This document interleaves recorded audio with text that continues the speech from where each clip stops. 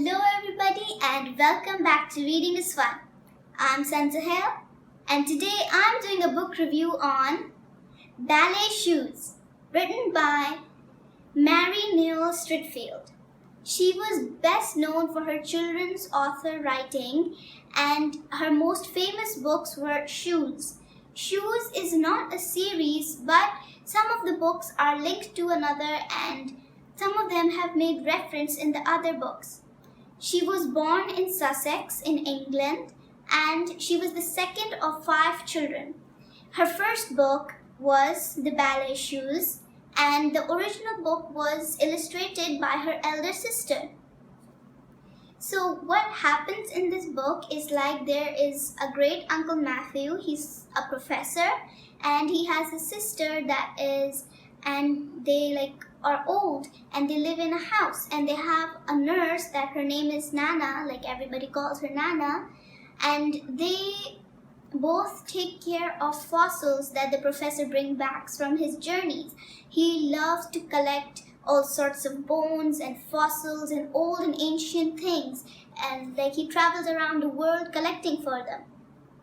So once what happens is that he comes from a trip and he has a baby in his arms, and Nana and they decide to take her in. So they name her Pauline.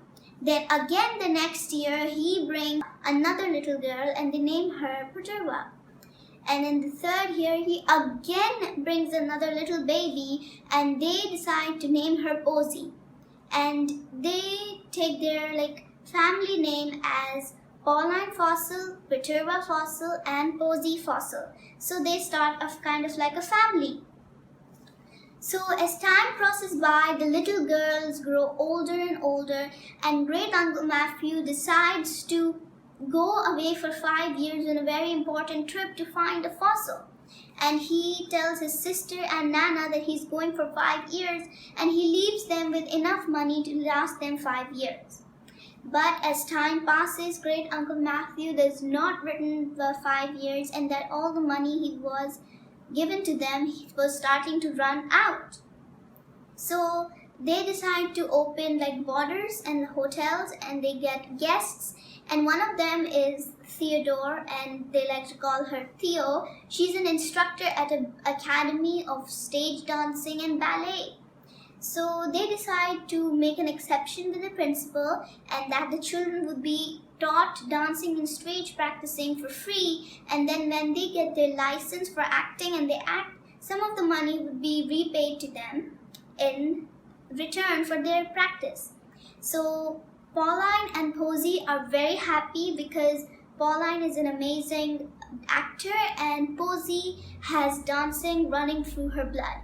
Even when great Uncle Matthew found her, she was laying on the sand with a pair of ballet shoes, and every time Posy tried to put them on, but they're still too big for her, so she's just waiting for the time that they fit.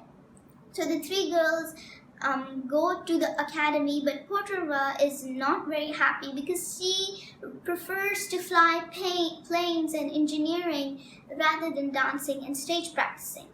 So as time passes by, the girls get their license, and at the end of the book, the girls, that is Pauline, has to go to Hollywood to make a film because she becomes a successful actor at her age.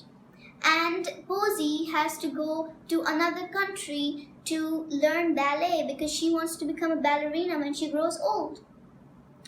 So Pauline is going with Garni, as they like to call great Uncle Matthew's sister in short, and Posy is going with Nana. Now Paterva is thinking who will look after her because all the boarders which they hired, they went away and there was no one to look after her. And that moment, great Uncle Matthew returns, and then when he hears about the girl's story and that Pauline and Posy are leaving and that Paterva is the only one left and what she likes, so he decides to take her under his wing and teach her about traveling because he was a good traveler himself as well.